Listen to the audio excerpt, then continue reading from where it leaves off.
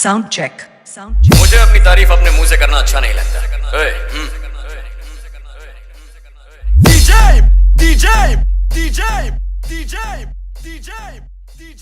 ये क्या है?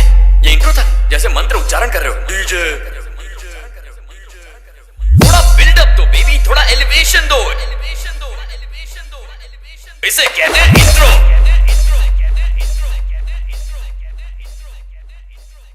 भाइयों और बहनों, presenting the most interesting and entertaining character,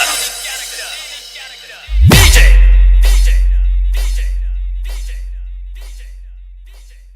अब होगा एंटरटेनमेंट शुरू।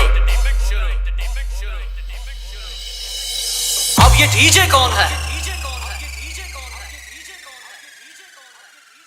रीमिक्स गाने बजाने वाला डीजे नहीं, तुम्हारी band band band band band बजाने वाला डीजे हो। बैंड बजाने वाला डीजे हो। अब आएगा मजा।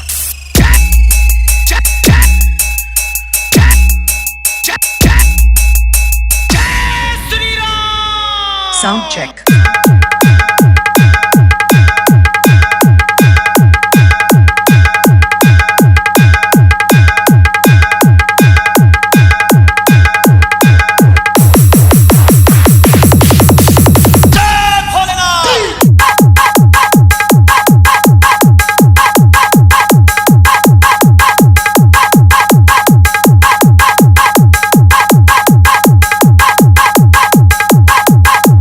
DJ this one, DJ this one, DJ this one, DJ this one, DJ this one.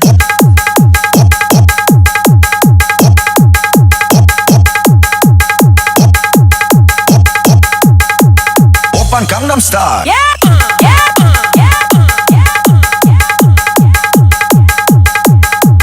DJ this one, DJ this one, DJ this one.